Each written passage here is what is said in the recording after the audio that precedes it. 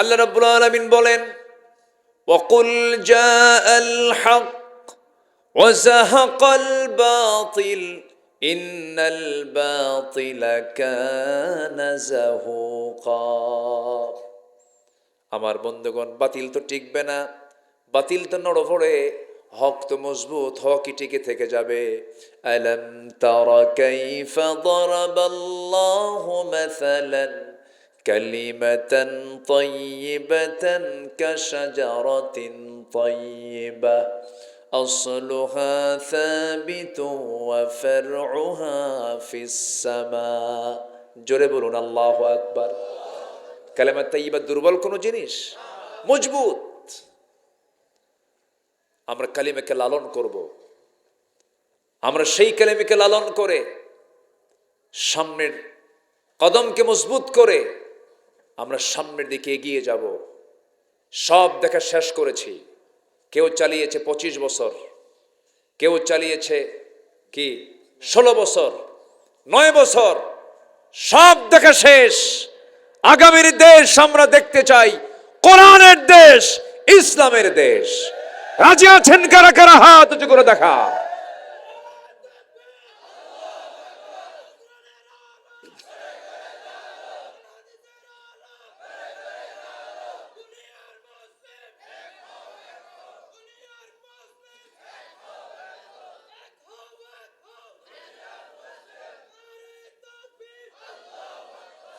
আল্লাহ কবুল করুন।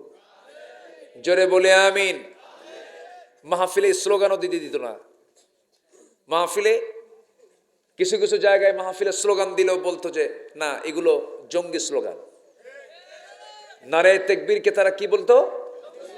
জঙ্গি স্লোগান। তাহলে কি স্লোগান দিতে হবে? জালো জালো নাকি? জ্বালানো কি ভালো নাকি?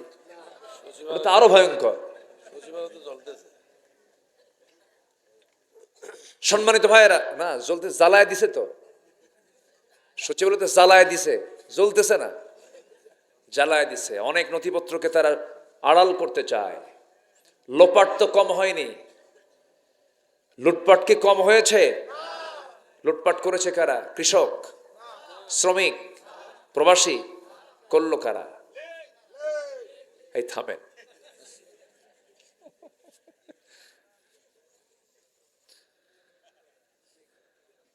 এত সুন্দর মানুষ আপনারা, বলি আলহামদুলিল্লাহ। সম্মানিত ভাইয়েরা, আসুন আমরা আয়াতের দিকে আস্তে আস্তে চলে যাই। আমরা আখিরাতকে সাজাবো না দুনিয়াকে সাজাবো?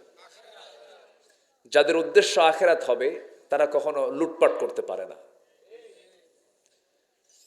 যারা আখিরাতকে সাজাবে তারা কখনো এই ক্ষমতার অবৈধ লোভ, অবৈধ কামনা বাসনা করতে পারে না। একমাত্র মানুষকে ভালো রাখতে পারে হচ্ছে আখিরাতের ভয়। পরকালের প্রস্তুতি যার মধ্যে থাকবে, এই জাতীয় ফিকির জিকির তার মধ্যে কখনো থাকতে পারে না। তাহলে জাতিকে ভালো করার জন্য জাতির মধ্যে ভয় ঢুকা দিতে হবে প্রশাসনের না আল্লাহর? কার ভয় ঢুকা দিতে হবে? আল্লাহর ভয়। সানা থেকে হাজরা মাউদ পর্যন্ত আমার রাসূল বলেছেন, একটা নারী নিশীতে অন্ধকারে একাকিনী, সে একা, কেউ নাই তার সাথে, সুন্দরী রূপবতী একজন নারী চলবে, এক গোটা রাত চলে যাবে, একাকিনী যাবে, কিন্তু তার দিকে একটা পুরুষ মানে তাকে টাচ করা তো দূরের কথা, তার দিকে তাকানোর সাহসই পাবে না। কার ভয়ে? আসতে বলবেন না, কার ভয়ে? আল্লাহর ভয়ে। মানুষ ভালো হবে যদি সেই মানুষটার মধ্যে যদি আল্লাহর ভয় সৃষ্টি হয়ে যায়। আর সে আল্লাহর ভয় তখনই জাগবে যখন আমার জবাবদিহিতার চিন্তা যখন মাথায় আসবে। যা কিছু করছি তার জবাব দিতে হবে একদিন। কার সামনে দাঁড়ায়া? আল্লাহর সামনে দাঁড়ায়া। থুম্মা লাতুসআলুন্না ইয়াওমাইযিন আনিন নাঈম।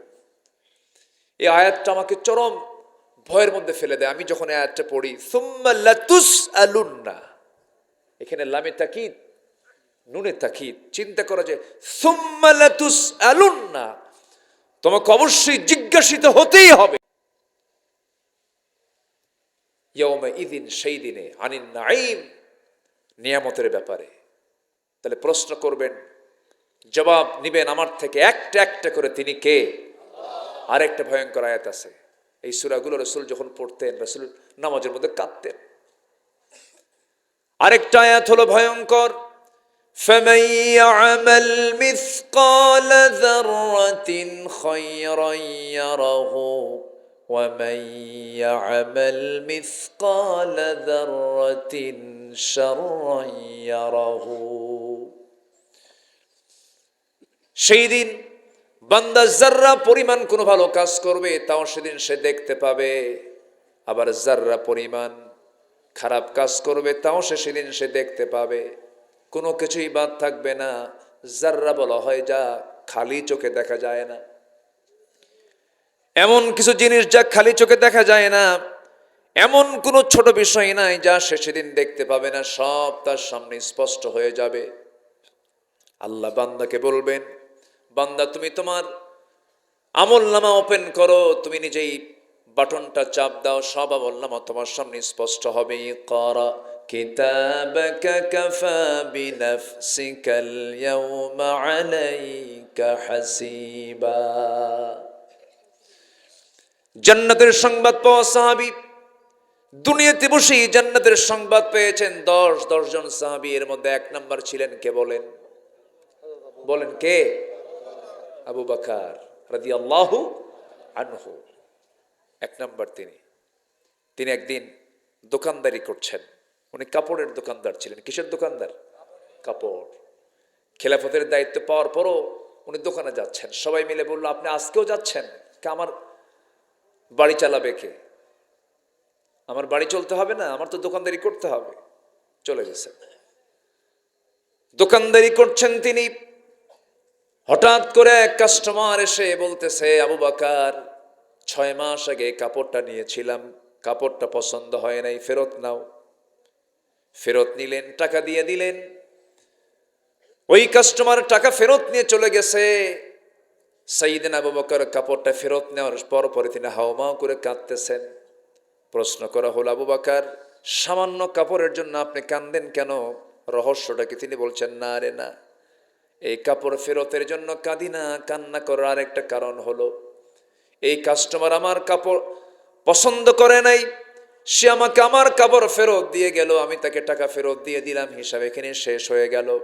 কিন্তু আবু বকর যেদিন মরে যাবে, আল্লাহর সামনে যেদিন হাজির করা হবে, আল্লাহ যখন আবু বকর কাড়ালে ডাক দিয়ে বলবে, আবু বকর এইদিকে আয়, এই যে তোর নামাজ, এই যে তোর জিহাদ, এই যে তোর দান সদকা, এই যে তোর আমল নামা, এই যে তোর তাহাজ্জুদ নামাজ, একটাও আমার পছন্দ হয় নাই আবু বকর, তোর কাছে আমি এটা ফেরত দিয়ে দিলাম, তুই এখন যা। আমি কোথায় যাব? আমি যাব কোথায়? এই জন্য আমি কান্দি।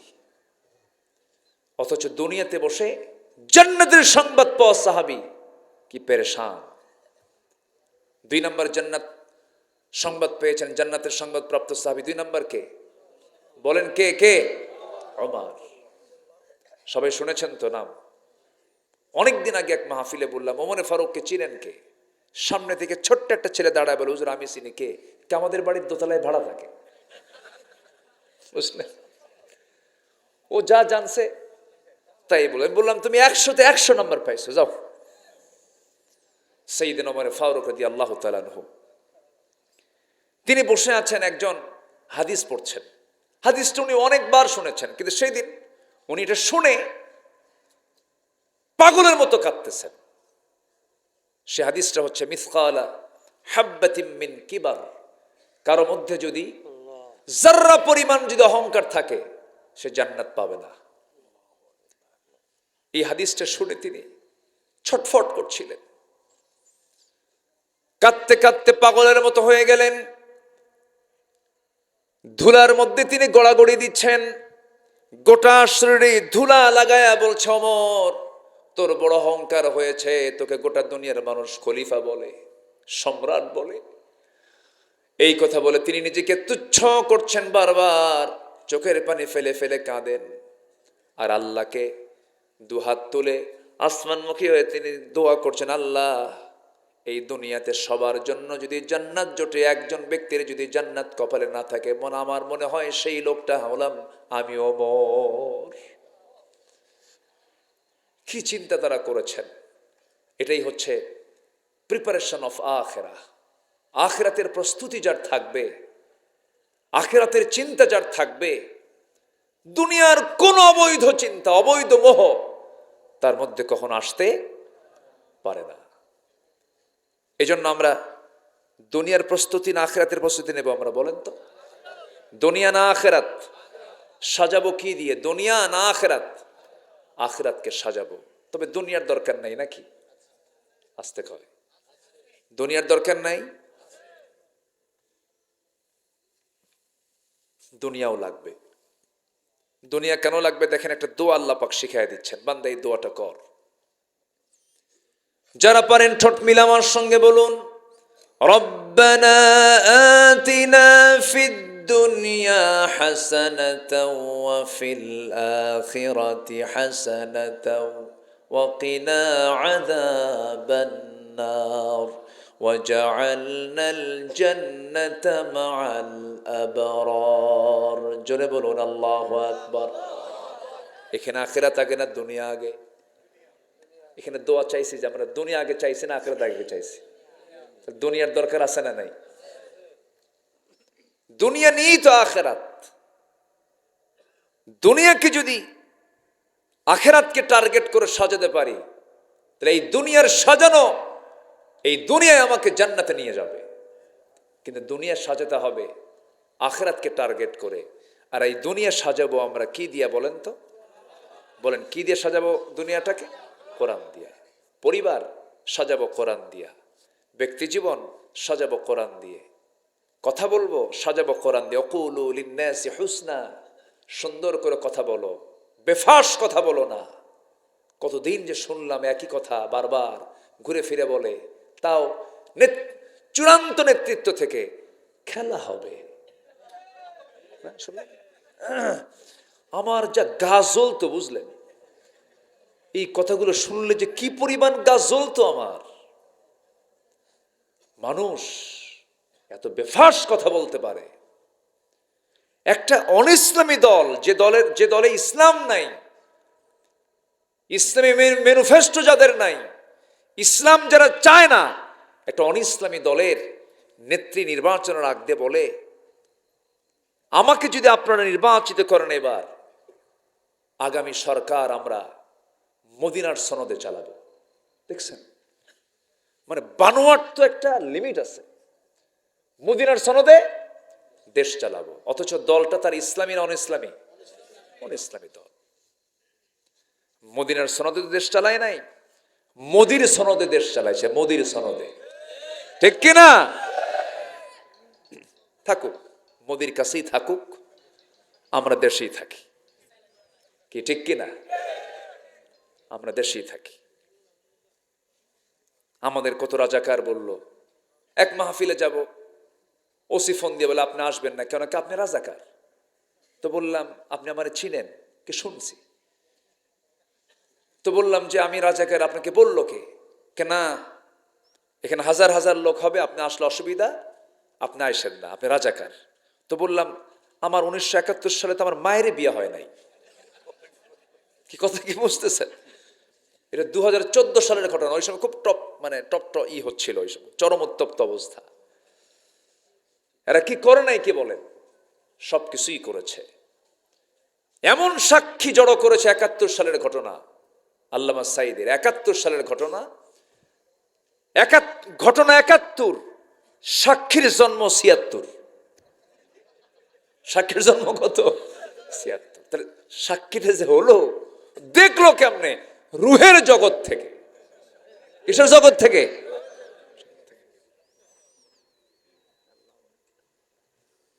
হায়রে, অনেক কিছু দেখালো এই বিগত 16 বছর। ফেরাউন বেঁচে ছিল হলো 1600 বছর, এরা ছিল 16 বছর।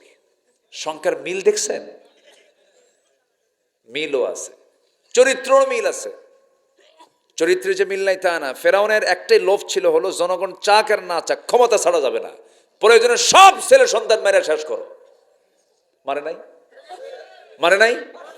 ইউযাব্বিহুনা আবনাআকুম ওয়া ইস্তাহয়ুনা নিসাআকুম, সব ছেলে সন্তানগুলোকে মার পেট চিরে মেরে ফেলছে। মাও শেষ, সন্তানও শেষ। মেয়ে সন্তানগুলোকে জীবিত রাখছে। এই চরিত্র ছিল ফেরাউনের। কেন?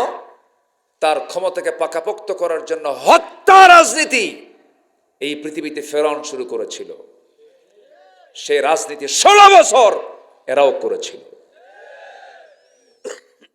রাষ্ট্রীয় হত্যা করা হয়েছে। আমি কয়েকদিন আগে আমার পাবনা মাহফিল ছিল, সাথিয়া, নাম শুনেছেন তো? সাথিয়া।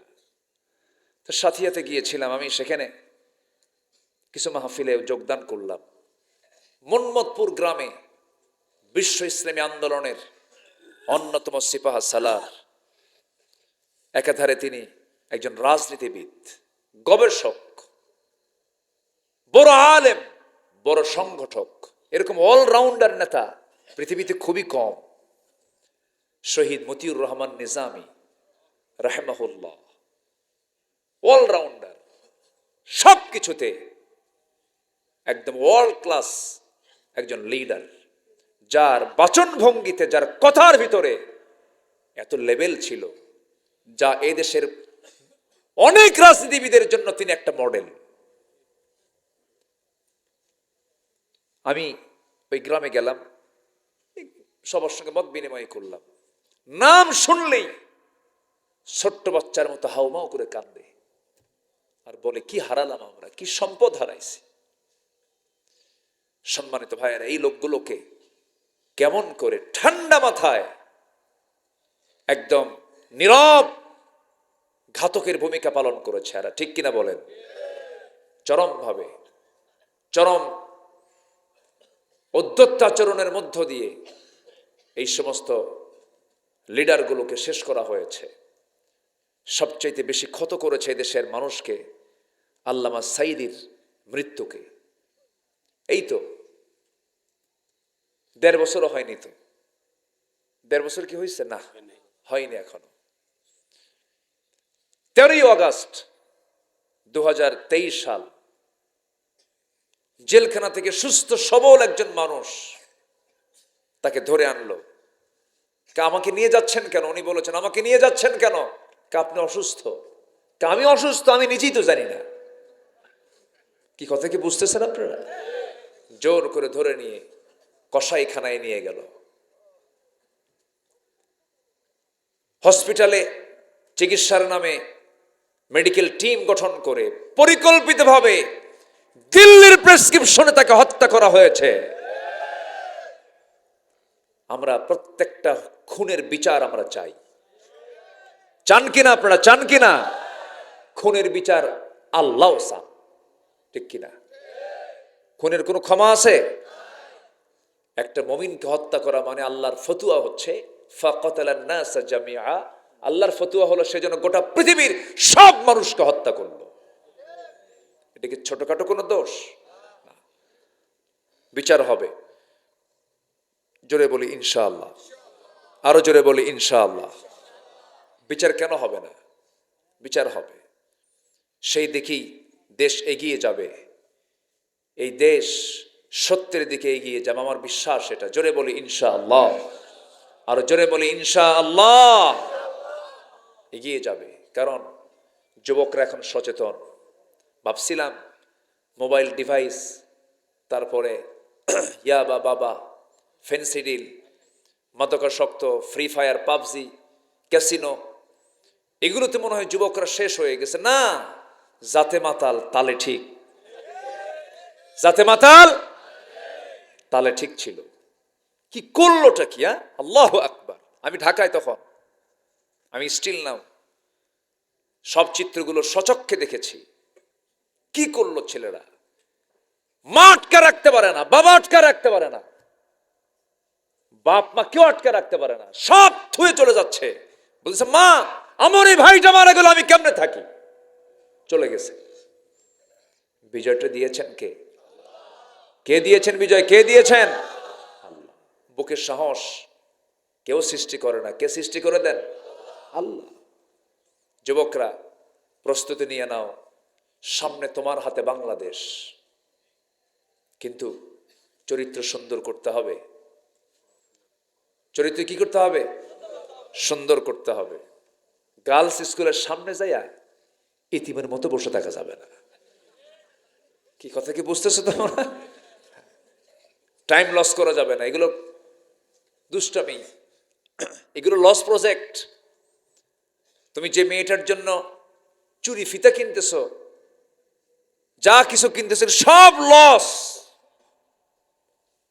পরে দেখবে আফসোস হবে তোমার। বিয়ের আগে কোনো প্রেম শব্দ নেই, সব প্রেম হবে বিয়ের আগে না বিয়ের পরে? আরো জোরে যুবকরা কও, বিয়ের আগে না বিয়ের পরে? বিয়ের আগে যদি কেউ প্রেম করে, বিয়ের আগেই প্রেম করে শেষ হবে। বিয়ের পরের প্রেম খালি কিলাকিলি হবে, কিলাকিলি, কোনো কাম হবে না, সংসারে রহমত থাকবে না। ওয়ালা মুত্তাখিদি আখদান ওয়ালা মুত্তাখিদাতি আখদান, গোপন গোপন কোন নোংরামি ইসলাম এটাকে অনুমোদন করে না। সাইয়েদনা ইউসুফ আলাইহিস সালাতু ওয়াস সালামের চরিত্রের দিকে তাকাবা। একজন সম্ভ্রান্ত নারী, সুন্দরী নারী তাকে প্রস্তাব দিচ্ছে। সাইয়েদনা ইউসুফ বলছেন, আমি আল্লাহকে ভয় করি। সুবহানাল্লাহ বলবেন না? তাও সব সিকিউরিটি নিশ্চিত করেছে। জুলাইখা বলেছে, ইউসুফ তোমার জন্য সব কিছু করেছি, কেউ জানবে না, কেউ দেখবে না, সব তালা মারা, এটা পিঁপড়াও খবর রাখবে না। ইউসুফ একটু একটাবার আমার দিকে তাকাও। ইবনে কাসিরের মধ্যে এসেছে, বারবার তাকে উদ্বুদ্ধ করছে, তার দিকে আকৃষ্ট করার জন্য চেষ্টা চালাচ্ছে। এমন কোন চেষ্টা নাই যা চালাচ্ছে না জুলাইখা। চুলের খোপা ছেড়ে দিল, গায়ের একটা করে জামার পাট্টা একটা করে খুলতে নিয়েছে, নিজের রূপের সমস্ত পসরাটা তার সামনে ওপেন করেছে। ইউসুফ আলাইহিস সালাম কাঁপতে কাঁপতে পিছপা হতে হতে দেয়ালের সঙ্গে তার পিঠ ঠেকে গেছে, আর যেতে পারছেন না। ভয়ে থরথর করে কাঁপতেছেন, চেহারা লাল হয়ে গেছে। এবার জুলাইখা বলে, ইউসুফ তোমার চক্ষু কত সুন্দর টানা টানা। তিনি বলছেন, জুলাইখা চোখের প্রশংসা করো না, চোখ যিনি বানিয়েছেন সেই মহান রবের প্রশংসা করো। তোমার চুল কত সুন্দর মসৃণ। তিনি বলছেন, এই চুলগুলো জাহান্নামের চিরুনি দিয়ে টেনে টেনে ছেঁড়া হবে। ইউসুফ তুমি অনেক সুন্দর, তুমি একজন সুপুরুষ, আমি তোমার কাছ থেকে মোহাব্বত পেতে চাই, ভালোবাসা পেতে চাই। তিনি বলছেন, না না, অবৈধ পন্থায় কোনো ভালোবাসা হয় না, একমাত্র পন্থা অবলম্বন করতে হবে কখনো হবে না। একটা বারের জন্য তিনি তার দিকে তাকালেন না, চক্ষুটা নিম্নগামী করলেন, আল্লাহর কাছে মাফ চেলেন, আল্লাহর কাছে সাহায্য চাইলেন। চক্ষু বন্ধ করে সর্বশেষ চেষ্টা করে তিনি করলেন কি, দরজার দিকে একটা দৌড় মারলেন, ভাবলেন দরজা খুলবে কিনা জানি না। কিন্তু 12টা দরজা, তালাবদ্ধ দরজা পটপট করে খুলে গেছে, বাইরে বের হয়েছেন। তাকে সম্পূর্ণ হেফাজত করলেন যিনি, তিনি আমার কে? বান্দা একটু চেষ্টা করবে, ওয়াল্লাযীনা জাহাদু ফীনা লানাহদিয়ান্নাহুম সুবুলানা। সাবিলের বহুবচন হলো সুবুল। যে বান্দা আমার পথে আসার জন্য চেষ্টা করবে, আমি তার জন্য একটা রাস্তা না, অসংখ্য রাস্তা খুলে দেব। সব দরজা খুলে দিলেন, বের হলেন। বের হয়ে তো উপায় হলো না, আল্লাহ পাক তাকে পরীক্ষার মধ্যে ফেলবেন, যে ইতিহাসে তার নামটা যে নিয়ে আসবেন। পরীক্ষার মধ্যে তিনি পড়ে গেলেন। সামনে দরজা খুলি পা রাখতেই মিশরের বাদশাহ আজিজ হাজির, কামিসুহু মিন দুবুরিন, পিছন থেকে জুলাইখা হাজির, টান মারছে। টান মারার সঙ্গে সঙ্গে জুব্বার পিছনে ছিঁড়ে গেছে। কে না জানেন কথাগুলো, সূরা ইউসুফ পড়বেন। এইদিকে বাদশা দেখে বলতেছে, ইন্না কাইদাকুন্না আযীম, ইন্না কাইদাকুন্না আযীম, তোমাদের ষড়যন্ত্র মারাত্মক। নারীদের ষড়যন্ত্র আযীম, কিন্তু ঠিক আছে না? আযীম শব্দ আসছে না? নারীদের ষড়যন্ত্রের ব্যাপারে বলা হয়েছে আযীম, তোমাদের ষড়যন্ত্র মারাত্মক। কত অলির অলিত্ব চলে গেছে, কত পীরের পীরত্ব চলে গেছে, বুজুর্গের বুজুর্গি চলে গেছে, সব চলে গেছে। এদের আযীম, ইন্না কাইদাকুন্না আযীম, এই ষড়যন্ত্র চলে গেছে। ইত্তাকুল্লাহ ইত্তাকুন নিসা ফাইন্না আউওয়ালা ফিতনাতা বানি ইসরাঈল কানাত ফিন নিসা। শেষ পর্যন্ত মামলাও হলো, তদন্ত হলো, তদন্তে আল্লাহর নবী নির্দোষ, কিন্তু রানীর বিরুদ্ধে মামলা চলে যায়। কেমন হয়? রাজার দুর্নাম হয়। শেষ পর্যন্ত বলা হলো ইউসুফ তোমাকে জেলখানায় যেতে হবে। উনি মুস্কি মুস্কি হাসি মেরে কয় আমি তো এটাই চাই। কেন? জেলখানায় আপাতত থাকি, অন্তত জুলাইখার অত্যাচার থেকে বাঁচি। কি কথা কি বোঝা যায়? কার অত্যাচার থেকে? জুলাইখার এই জ্বালা যন্ত্রণা থেকে আল্লাহ আমারে বাঁচাক, আমি জেলখানায় ঢুকবো। কাম সারছে রে বাপ।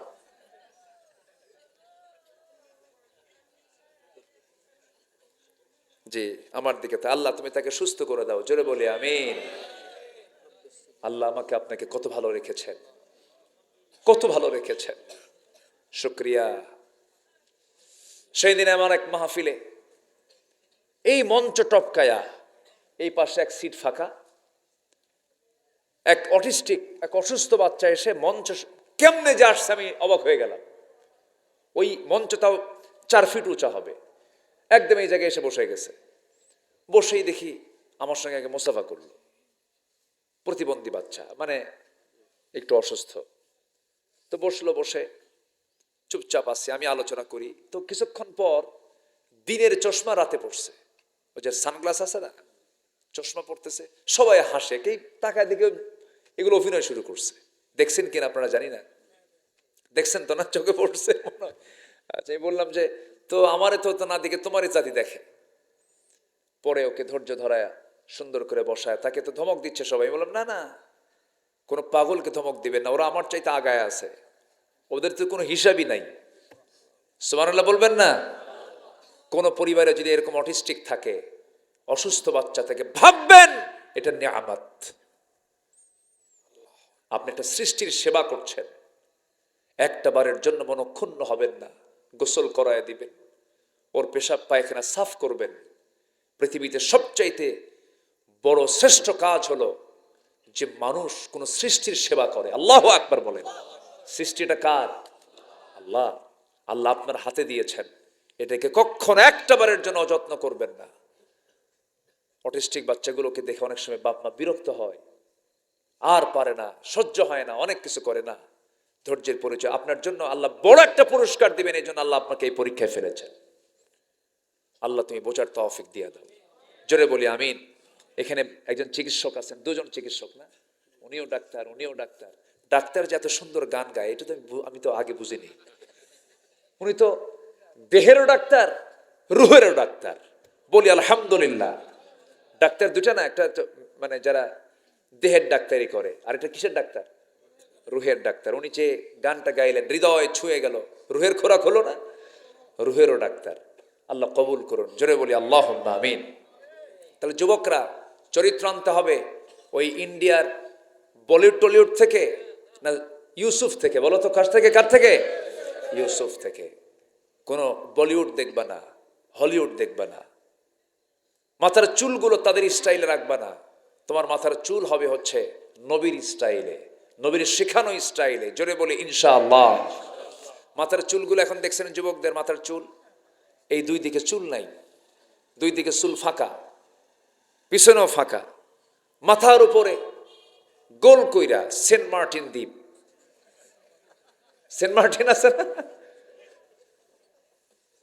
যখন বলা হয় ছেলে তুমি এই মাথার চুলটা কাটছো কেমনে, কোন স্টাইলে? হুজুর বুঝবেন না এগুলো, আপনি বুঝবেন কি? বলো মেসি, তুমি কি নেইমার, তুমি কি কুত্তা, আছে না নাই? ওরা তো কুকুর নিয়ে থাকে, ওরা কিনে থাকে। যাদের নাম নিলাম ওরা বেশি সময় কিনে থাকে, বলেন তো? কুকুর নিয়ে থাকে, ওদের কাছে কুকুর প্রিয় না। এগুলো কালচার মানা যাবে না। প্যান্ট ওদের দেখানো কোনো প্যান্ট পরা যাবে না। মাহফিলে যুবকরা বেশি দেখলে শেখাচ্ছি, ওদের প্যান্ট পরা যাবে না। ওদের প্যান্ট সতর ঢাকে না, ওদের প্যান্টের স্টাইলে হলো নাভির নিচে প্যান্ট, নাভি ঢাকতে হবে, হাঁটুর নিচে কাপড় যেতে হবে। কিন্তু হাঁটুর নিচে যাবে কখন? হাঁটুই তো ফাটা। হাঁটু কি? হাঁটুই ফাটা। আমি আশ্চর্য হয়ে যাই এই পোশাকগুলো কেমনে মুসলমানরা পরে। নতুন প্যান্ট কিনে আনে, টাকাটাই শেষ। 8,000 টাকা দিয়া একটা প্যান্ট কিনে আনছি ঈদের আগ দিয়া, ফাটা প্যান্ট, 2 হাঁটু নাই। যখন বলা হয় তুমি এটা পাইছো কোথায়, হুজুর বুঝবেন না, পাওয়াই যায় না, এটা খুব কি আনকমন, এক্সক্লুসিভ, বিশেষ। ওই পোশাক পরে নামাজ পড়লে কি নামাজ কি হবে? হবে? নামাজ পড়লে কি নামাজ হবে? আগে সতর ঢাকতে হবে।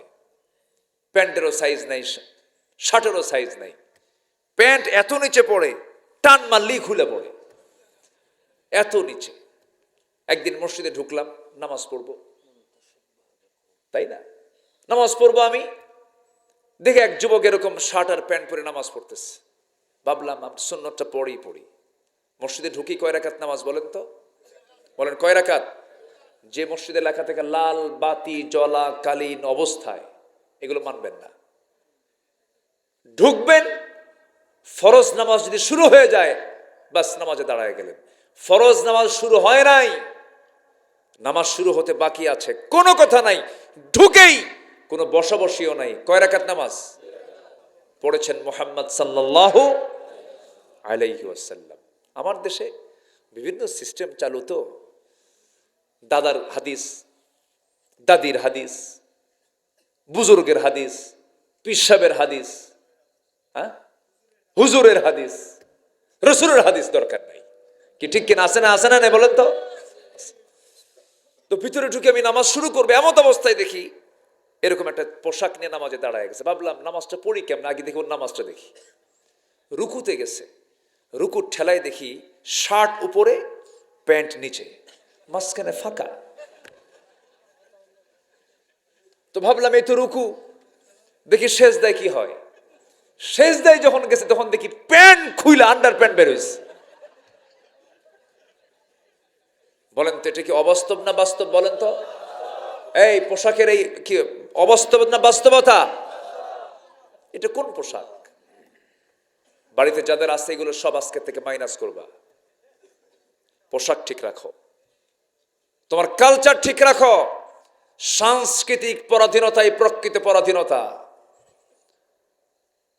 প্রতিবেশী রাষ্ট্রেরা চায়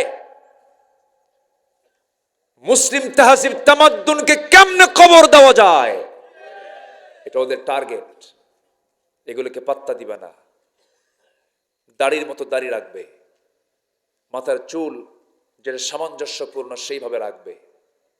তোমার চাহনি, তোমার হাঁটা, তোমার চলন ফেরন সব হবে বিশ্বনবীর স্টাইলে। আল্লাহ কবুল করুন, জোরে বলে আমিন। সম্মানিত ভাইয়ের, আখিরাতের প্রস্তুতি আমরা নেব, জোরে বলি ইনশাআল্লাহ। আখিরাতের প্রস্তুতির জন্য আমাকে আপনাকে কয়েকটা কাজ করে যেতে হবে। সময় লাগবে অনেক, সময় দিবেন তো আমার নাকি? কারো কোনো সমস্যা নাই তো? 15টা প্রস্তুতি আমরা আজকে শিখে যাব। কয়টা বলেন তো? 15টা। নাম্বার 1 হচ্ছে আমরা ঈমান আনবো কার উপরে? সন্দেহ করে না সন্দেহ মুক্ত?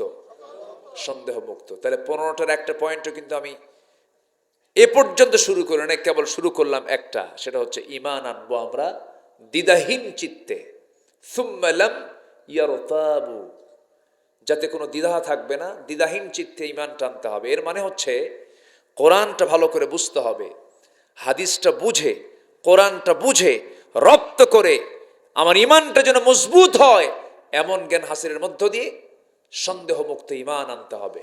আল্লাহ কবুল করুন, জোরে বলে আমিন। হয়তো অনেকে ভাববেন হুজুর এটা আপনি কি বললেন, আমার তো ঈমান আছেই। ভাই তো বলছেন আমার দাদা মুসলমান, আমার বাপও মুসলমান, আমিও মুসলমান। ভাবছেন আমি আপনার ওয়াজ শুনিনি? আপনার প্রত্যেকটা কথাই শুনেছি, খুব চমকপ্রদ কথা বলেছেন। অনেকে মনে করেন যে এরকম পৈতৃক সূত্রে বাপ ছিল, আমিও তো মুসলমান, কিন্তু না।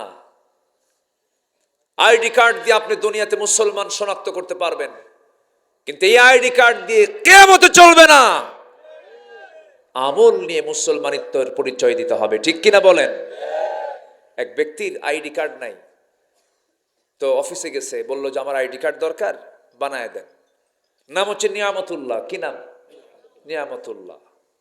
তো নামটা ভালো ঠিকঠাক মতো লিখে দিয়ে আসছে।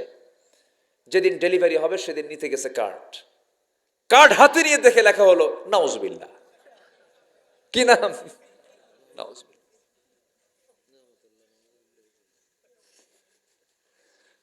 এখন দুনিয়াতে আপনি মুসলমান আপনার আইডি কার্ডে, কিন্তু কি মুসলিম, কিন্তু আখেরাতে গিয়ে আপনার আল্লাহর তালিকায় লেখা আছে অমুসলিম। কি লেখা আছে? অমুসলিম। লাভ হলো? হলো না। ইমান আলী নামও আছে মানুষের। আমার দেশে বহু লোকের নামই হলো ইমান আলী, নামাজ পড়ে না। নাম হলো ফজর আলী, ঘুম থেকে 10টার দিকে ওঠে, নাম রাখছে কি? ফজর ওঠে কয়টায়? 10টায়। নাম কি রাখছে? ফজর। নাম হলো আতর আলী, কি নাম? গোটা গায়ে গাজার গন্ধ, টাচই করা যায় না, গাজার গন্ধে কাছে যাওয়া যাচ্ছে। নাম কি রাখছে? আতর আলী। নাম রাখছে হচ্ছে হিম্মত আলী, সাইকেলের চাকা একটু বাসঠলি সিট হয়ে পড়ে। নাম কি? হিম্মত আলী। নাম হলো বাদশা মিয়া, ভিক্ষা করে। কি করে? ভিক্ষা করে।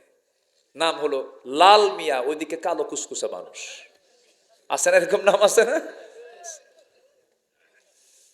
নাম দিয়ে কি করবেন আপনি বলেন? বংশ দিয়ে কি করবেন? আমার নবীর বংশ কুরাইশ, আবুল আহাবের বংশ কুরাইশ, আবু জেহেলের বংশ কুরাইশ। লাভ কি? কোনো কিছু লাভ নাই। অনেকে বলে ভালো, জানেন উনি সৈয়দ বংশের মানুষ। আছেন এরকম? আছেন এরকম? বংশের বড়াই করে না। নবীর বাপ হয়েও লাভ নাই, নবীর বাপ হয়েও, নবীর ছেলে হয়েও লাভ নাই। নবীর বাপ ছিল হলো আজর, তাও ছোটখাটো নবী। জাতির পিতাকে আরো জোরে, আরো জোরে আবার বলেন। বারবার কেন বললাম? বলেন।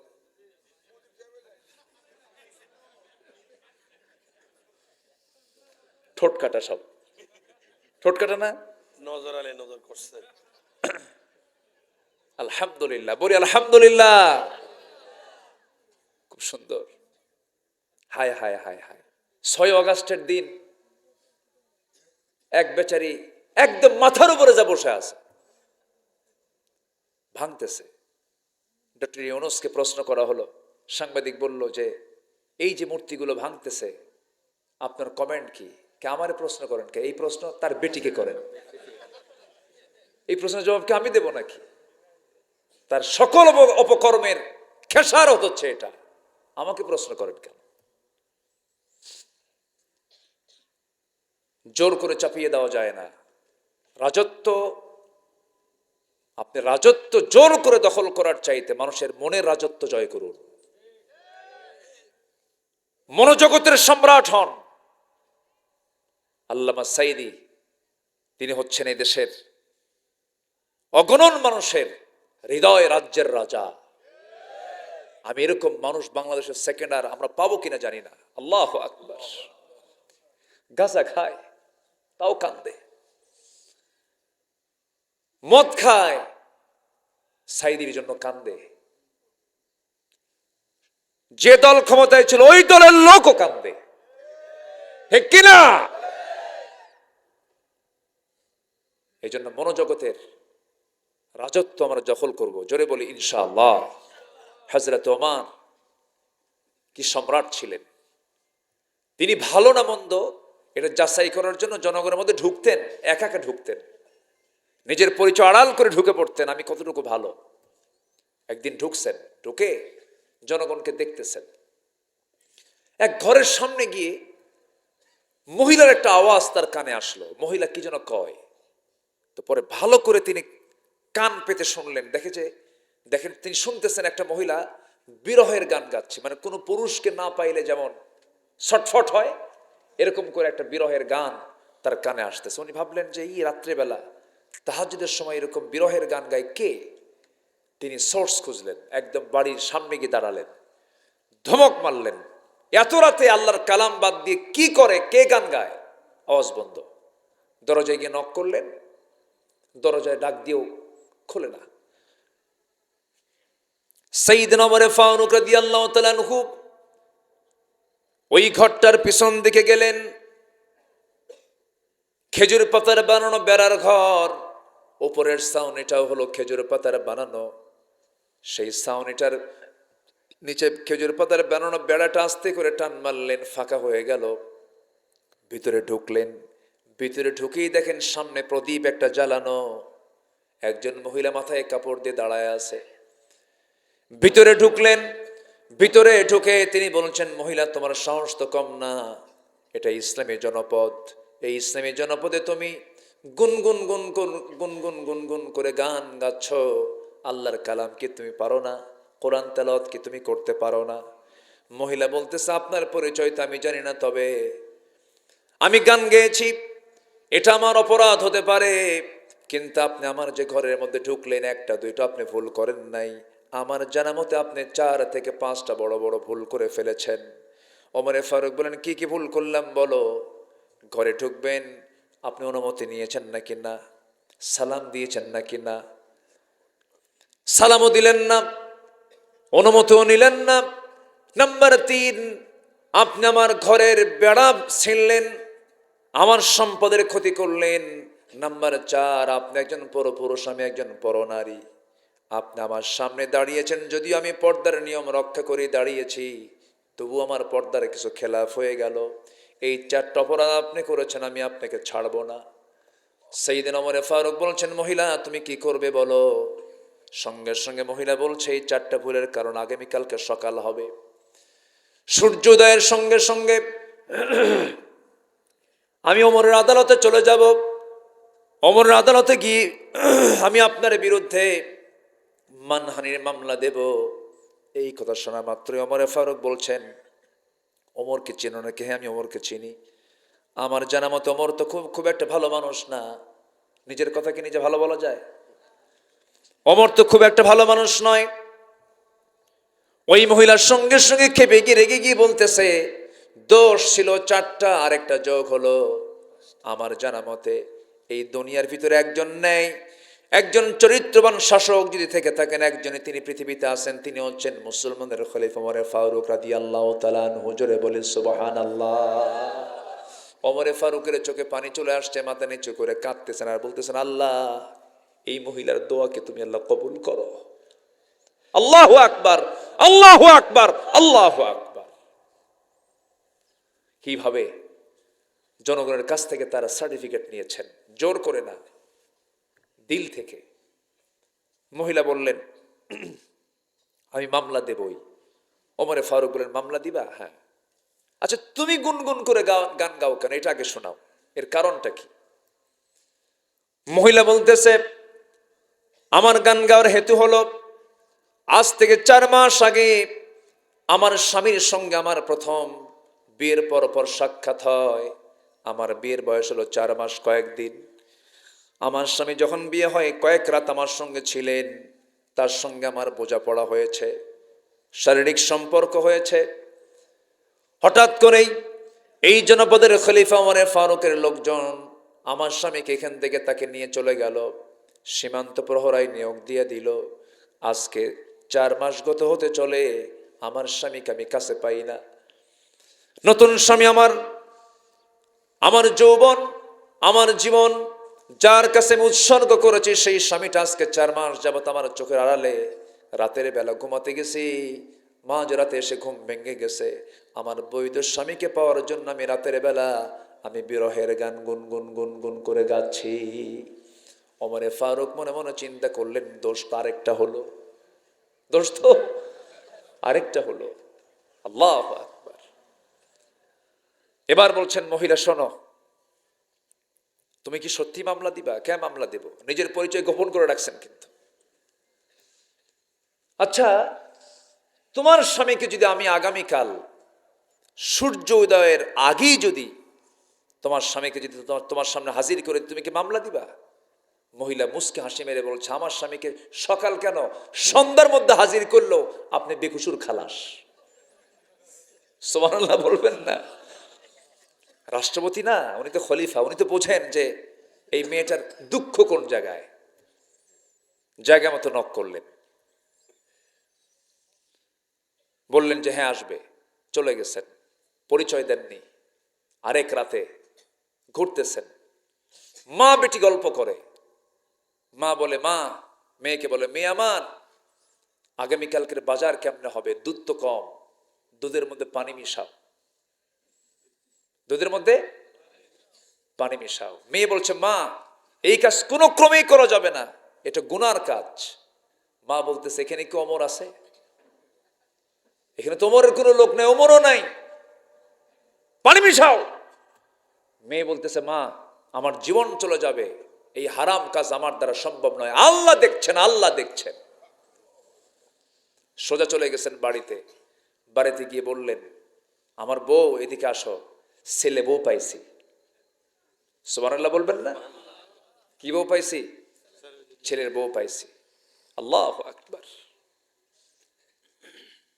স্ত্রী বলছেন, আমার স্বামী ছেলে বউ রাত্রিবেলা কই পাইলেন? রাত্রিবেলা ছেলে বউ খুঁজে পায়? হ্যাঁ গেছিলাম। কোথায়? কমক একটা এলাকায়, ওরা দুধ বেচে খায়। সুবহানাল্লাহ। তাদের বিচারের পছন্দের মানদণ্ড ছিল হলো তাকওয়া।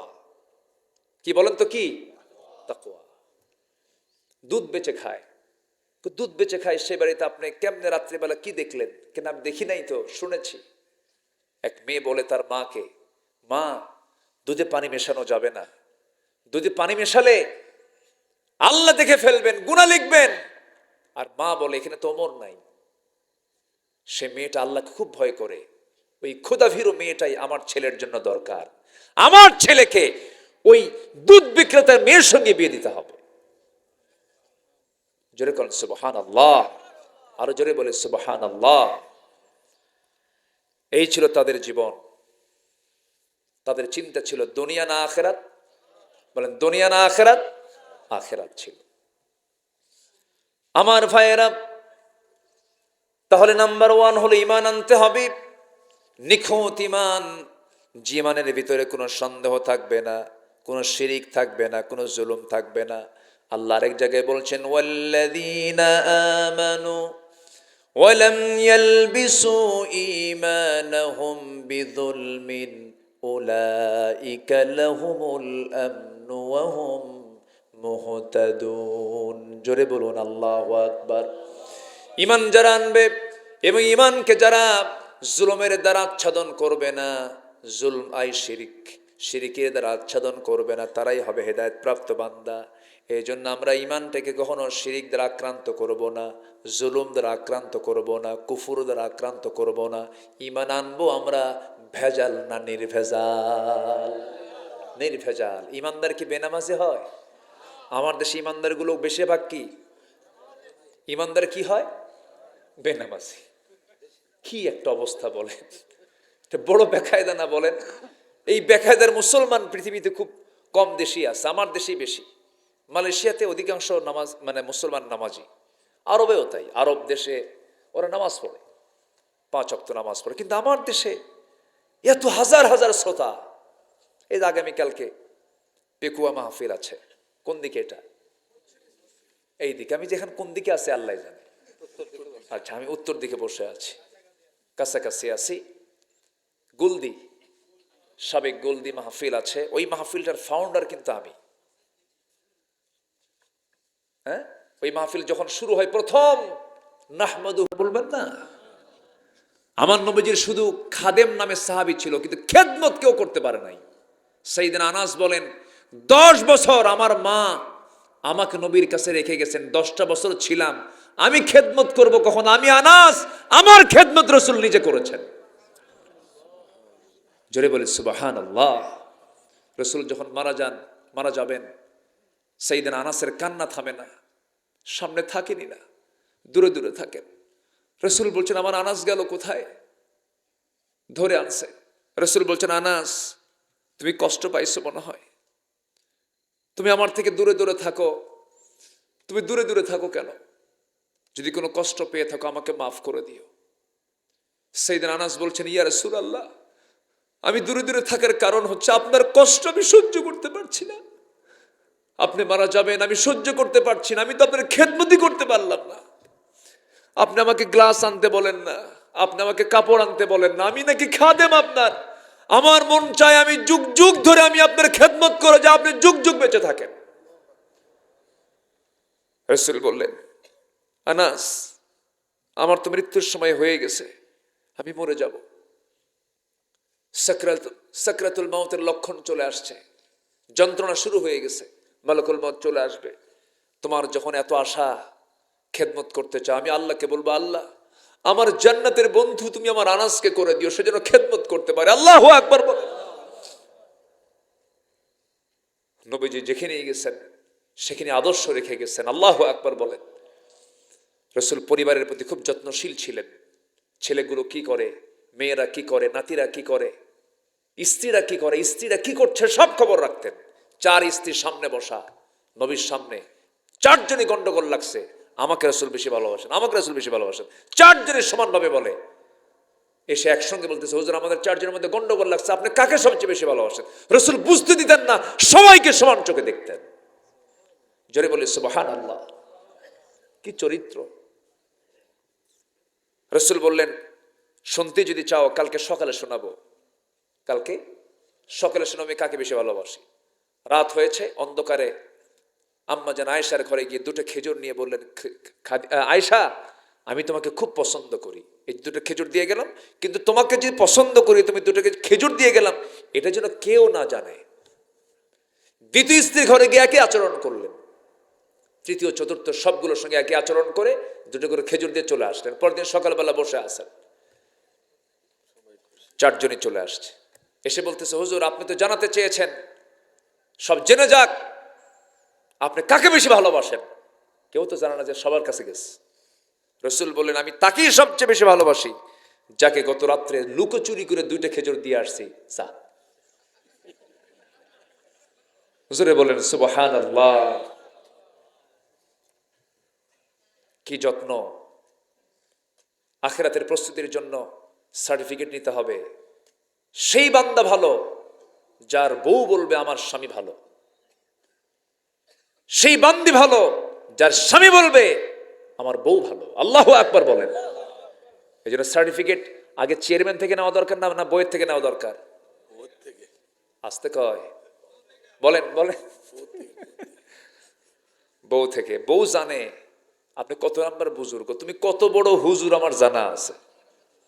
কি কথা বোঝেন নাই আপনি? এই জন্য চেয়ারম্যান বড় না চেয়ারম্যানের বউ বড়? ভালো করে কন। বই বড়। বুজুর্গি খাটে না স্বামী বইয়ের কাছে। আল্লাহু আকবার। আমার নবীজি মাঝে মাঝে দোয়া করতেন, আল্লাহ তুমি খাদিজাকে জান্নাত দাও। আম্মা জান আয়েশা 500 থেকে এসে বলে, হুজুর ওই বুড়ির জন্য এখনো কান্দা লাগে। কত কি ম্যানেজ করেছেন রাসূল। আল্লাহু আকবার। তাহলে পরিবারকে আমরা সময় দেব তো ইনশাআল্লাহ। জি। আল্লাহ রাব্বুল আলামিন বলেন, ইয়া আইয়ুহাল্লাযীনা আমানু কু আনফুসাকুম ওয়া আহলিকুম নারা। ঈমানদাররা তোমরা নিজে বাঁচো জাহান্নাম থেকে, তোমার পরিবারকেও বাঁচাও জাহান্নাম থেকে। জোরে বলি আল্লাহু আকবার। এই জন্য পরিবারকে সময় দেব আমরা। আমার নবীজি ফাতিমাকে শেষে বললেন, মা তুমি যে কাজের মানুষ চাচ্ছ তার কোনো প্রয়োজন নাই, আমি মনে করি না। আমি তোমাকে একটা আমল শেখায় দিচ্ছি, শোনো। ফাতিমা তুমি আজকের থেকে সুবহানাল্লাহ, আলহামদুলিল্লাহ, আল্লাহু আকবার 33 বার করে এই আমলটা করবে। সকাল সন্ধ্যা 100 বার করে বলবে। আমার আল্লাহ তোমার সমস্ত কাজের জিম্মাদার হয়ে যাবেন। জোরে বলে সুবহানাল্লাহ। এই হাদিসটা নিয়ে ফাতিমা রাদিয়াল্লাহু আনহা তার স্বামীর কাছে ফিরলেন।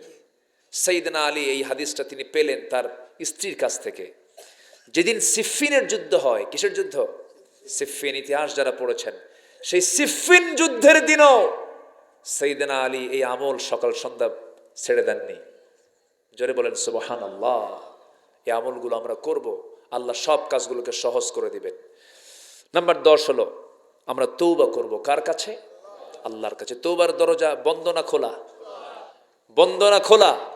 হাত্তা ইউগারগার, হাত্তা ইউগারগার, এতটা পর্যন্ত সময় আছে। আমরা তওবা করার চান্স যেহেতু আল্লাহ পাক দিয়েছেন সুযোগ, আমরা সুযোগগুলোকে কাজে লাগাবো। জোরে বলি ইনশাআল্লাহ। ইল্লা মান তাবা ওয়া আমানা ওয়া আমিলা সালিহান। আল্লাহু আকবার বলেন। আগে তওবা, এরপর ঈমান। ইল্লা মান তাবা ওয়া আমানা। তওবার গুরুত্ব আছে না নাই? আচ্ছা, আমরা তওবা করব কার কাছে? আল্লাহর কাছে। ভুল হয়ে গেছে, আল্লাহ মাফ করো, আর জীবনে করব না। আল্লাহ বলবেন যা মাফ করে দিলাম। সুবহানাল্লাহ বলেন। অনেক লম্বা লম্বা কথা ছিল, সময় নাই। নাম্বার 11 হলো আখিরাতের প্রস্তুতির জন্য 11 নম্বর কাজ হলো আল্লাহ যে সম্পদটা দিয়েছেন সেখান থেকে কিছু অংশ নিয়মিতভাবে আল্লাহর পথে দান করা। আল্লাহর পথে দান করা। যদি আপনার লাগতো অপারেশন, সেখানে ইনজেকশনই শেষ হয়ে যাবে, দান করবেন।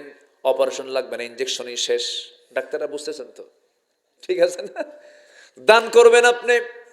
যেখানে লক্ষ টাকা খরচ হতো সেখানে হয়তো 50 টাকার একটা ওষুধ খেয়ে তা শেষ হয়ে যাবে। কারণ দান করলে পরে বড় বড় বালা মুসিবত থেকে বাঁচায় দেন তিনি কে? আল্লাহ তাআলা। নাম্বার 12 হলো শিরকের অন্তর্ভুক্ত সকল কর্মকাণ্ড থেকে নিজেকে দূরে রাখা। কারণ যত গুনাহ পৃথিবীতে আছে কোনো প্রবলেম নাই।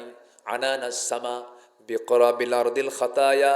জমিন ছেয়ে গেছে, আকাশ পৌঁছে গেছে, দুনিয়ার কোথাও তোমার গুনাহ করা বাদ নেই, সব গুনাহ করেছো, কোনো সমস্যা নাই। আল্লাহ তুশরিক বি শাইআন। বান্দা তুমি আমার কাছে শিরিক মুক্ত হয়ে আসো, সব গুনাহ মাফ করে আমি তোমাকে জান্নাত দিয়ে দেব। পৃথিবীর সব গুনাহ একদিকে, শিরিক একদিকে। শিরিকটাই ভারী হবে গুনার দিক থেকে। এই জন্য শিরিকের কাছে আমরা যাব না। পৃথিবীর কোনো তৈরি করা আইন আমরা মানব না। যারা দুনিয়ার দল করে লাথি মারবো ওদের মুখে, ঠিক কিনা? দাওয়াত নিয়ে আসবি না। অনেক ধোকা খাইছি আমরা। কোন দল যখন আপনার কাছে আসবে, সে বলবে যে ভাই অন্ন বস্ত্র শিক্ষা বাসস্থান চিকিৎসা আছে না, এরকম এগুলোই তো করে, এগুলোই তো করতেছে। সাবা সুবা যা মারে মারুক, সোজা দৌড় মারবেন, বলবেন যে তুমি কি আল্লাহর আইন চাও?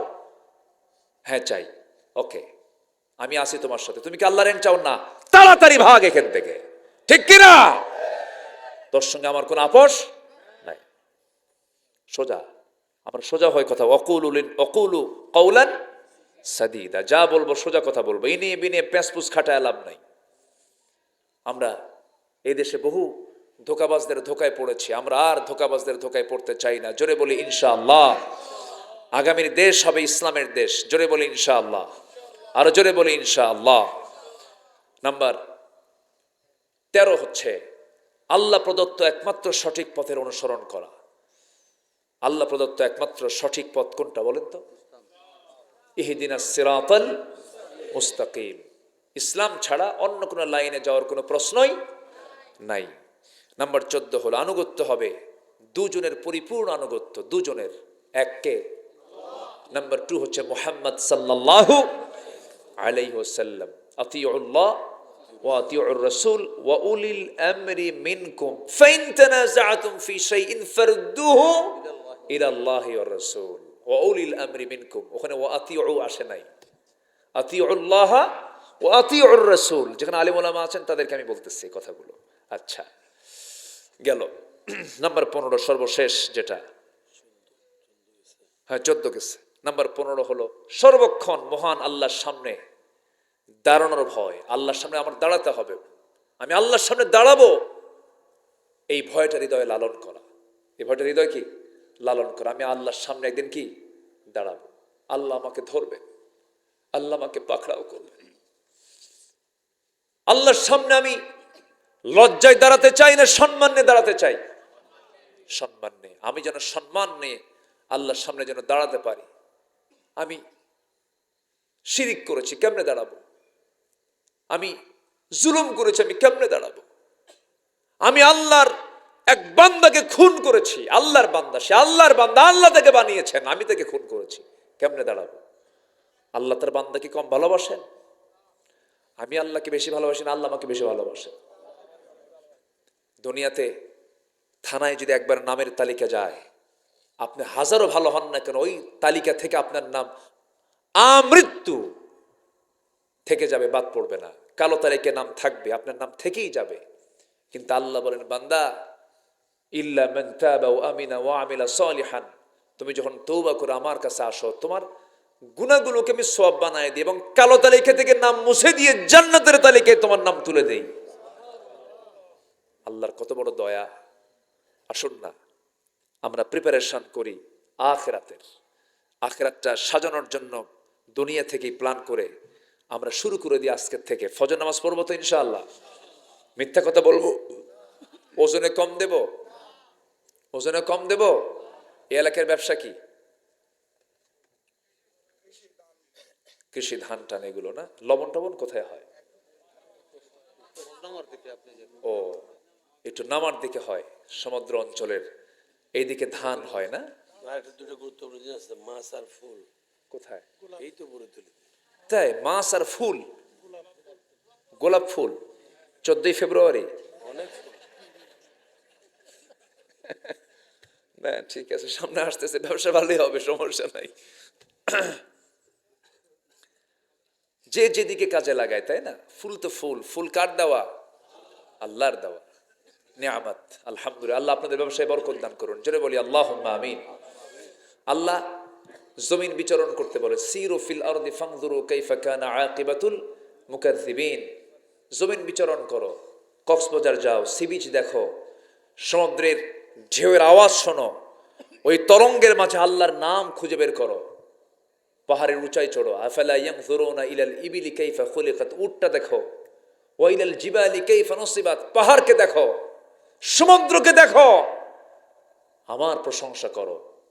আর কক্সবাজারের সি বিচে কেবলার দিকে দুই ঠ্যাং থুইয়া এরকম কইরা শুয়া থেকে চুলটুল ছেড়ে দিয়া মোরাকাবা মুশাহাদা, ঠিক আছে না? কি যে বিকৃত অবস্থা। সবকিছুই ঠিক হয়ে যাবে শুধু যদি ইসলামী অনুশাসন যদি আমার দেশে চালু হয়ে যায়। সব হবে ইসলামী মোড়কে। কি মোড়কে?